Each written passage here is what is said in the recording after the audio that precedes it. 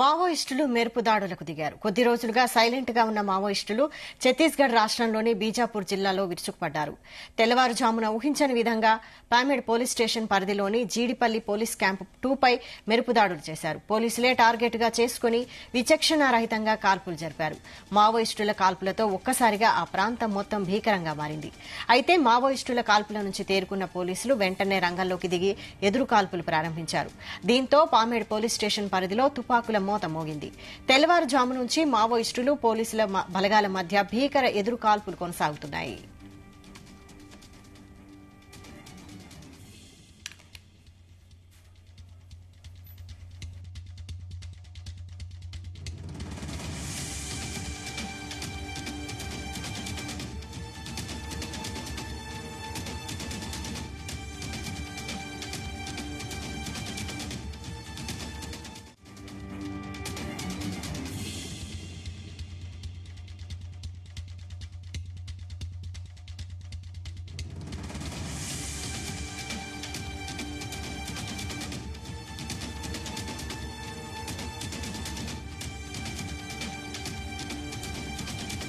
మావోయిస్టులు మెరుపు దాడులకు దిగారు. కొద్ది రోజులుగా సైలెంట్ గా ఉన్న మావోయిస్టులు ఛత్తీస్గఢ్ రాష్ట్రంలోని బీజాపూర్ జిల్లాలో విరుచుకుపడ్డారు. తెల్లవారుజామున ఊహించని విధంగా పామేడ్ పోలీస్ స్టేషన్ పరిధిలోని జీడిపల్లి పోలీస్ క్యాంపు 2 పై మెరుపు దాడులు చేశారు. పోలీసులే టార్గెట్ గా చేసుకుని విచక్షణారహితంగా కాల్పులు జరిపారు. మావోయిస్టుల కాల్పులతో ఒక్కసారిగా ఆ ప్రాంతం మొత్తం భీకరంగా మారింది. అయితే మావోయిస్టుల కాల్పుల నుంచి తేరుకున్న పోలీసులు వెంటనే రంగంలోకి దిగి ఎదురు కాల్పులు ప్రారంభించారు. దీంతో పామేడ్ పోలీస్ స్టేషన్ పరిధిలో తుపాకుల మోత మోగింది.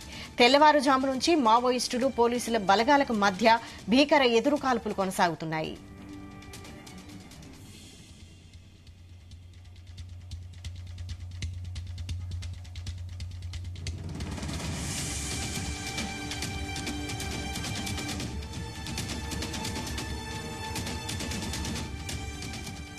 ఇదే అంశంపై మరిన్ని డీటెయిల్స్ మా ప్రతినిధి తిరుపతిరావు అందిస్తారు. Tirupati Rao, good morning Vaishali.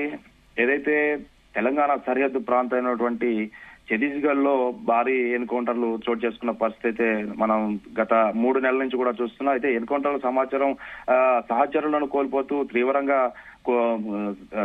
కోల్పోతున్నటువంటి మావోయిస్టులు ప్రతిచర్యగా అయితే గత 2 రోజులుగా కూడా పామేడు సమీపంలో జీడిపల్లి సిఆర్పిఎఫ్ క్యాంపులపై ఆకస్మికంగా దాడి దిగారు. ఈ దాడులు అయితే అంతా కూడా మావోయిస్టుల కేంద్ర కమిటీ సభ్యుడైనటువంటి హిడ్మా ఆధ్వర్యంలో దాదాపు 6 గంటల పాటు కూడా 100 మంది పైగా మావోయిస్టులు అయితే దాడులు చేసినట్లు కూడా తెలుస్తుంది. అయితే గత కొంతకాలం కూడా ఛత్తీస్గఢ్ అన్ని జిల్లాల్లో కూడా సిఆర్పిఎఫ్ బేస్ క్యాంపులు ఏర్పాటు చేస్తున్నారు. అడవి మొత్తం కూడా స్వాధీనం చేసుకున్న పరిస్థితి మహేంద్ర బలగాలు ఇప్పటికే దాదాపు అడవిలో ఉన్నటువంటి కొన్ని ప్రాంతాలు కూడా స్వాధీనం చేసుకున్న పరిస్థితి. ఈ నేపథ్యంలోనే జీడిపల్లిలో సిఆర్పిఎఫ్ 220కి చెందినటువంటి మొదటి క్యాంపు పూర్తయింది. ఆ తర్వాత 2వ క్యాంపును కూడా ఏర్పాటు చేస్తున్న క్రమంలో అయితే 2వ క్యాంపుపై అర్ధరాత్రి మావోయిస్టులు అయితే కాల్పులు తెగబడ్డారు. దీంతో 2 జవాన్లు కూడా గాయాలైన పరిస్థితి అయితే నెలకొంది. అయితే బలగాలపై మావోయిస్టులపై పేరా బాంబులు వదలడంతో ఏదైతే మావోయిస్టులపై బలగాలు అయితే పేరా బాంబులు వదలడంతో అయితే అక్కడి నుంచి కూడా వెనుదిరిగిన పరిస్థితి అయితే ఉంది. అయితే కాల్పులు జరిగిన సమయంలో బీజాపూర్ జిల్లా కీలక పోలీస్ అధికారులు కూడా ఆ క్యాంపులో ఉన్నట్లు కూడా తెలుస్తుంది. ఆ పోలీస్ అధికారులు కూడా ఆ క్యాంపులో ఉన్న నేపథ్యంలో కాల్పులు జరిగినట్టు తెలుస్తుంది. ఏదైతే సిఆర్పిఎఫ్ క్యాంపులు మావోయిస్టులు వ్యతిరేకిస్తున్నారని పిఎల్డి వారోత్సవాలు అంటే గత వారం రోజుల నుంచి కూడా వారోత్సవాలు నిర్వహించడం జరుగుతుంది. ఈ నేపథ్యంలో దాడికి పాల్పడ్డారని బలగాలు చెబుతున్న పరిస్థితి. ఏడాది జనవరి 16తో అయితే వారోత్సవాలు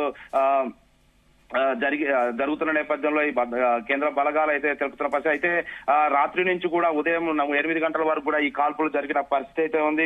కాల్పులు జరిగిన అనంతరం ఏదైతే అటవీ ప్రాంతం కూడా కూమింగ్ నిర్వహించారు సిఆర్పిఎఫ్ బలగాలు అయితే ఏదైతే బలగాలు కూమింగ్ నిర్వహించిన నేపథ్యంలో అయితే 2 ప్రదేశాల్లో కూడా భద్రత ఏదైతే మావోయిస్టులు కార్యకలాపాలు నిర్వహిస్తున్న ప్రదేశాల్లో అయితే దాదాపు ఏదైతే భారీ మొత్తంలో కూడా డంపును స్వాధీనం చేసుకున్న పరిస్థితి. ఆ డంపులో అయితే AK-47 గన్లతో పాటు మందుగుడ్డి సామాగ్రిని కూడా స్వాధీనం చేసుకున్న పరిస్థితి. ఈ నేపథ్యంలో ఏదైతే మరో బేస్ క్యాంపుల్లో కూడా మావోయిస్టులు అయితే ఎదురు కాల్పులు దిగుతున్న పరిస్థితి. మరోపక్క పోలీసులు కూడా ఏదైతే మావోయిస్టులపై ఎదురు దాడి దిగుతున్న పరిస్థితి అయితే ఉంది వైశాలి.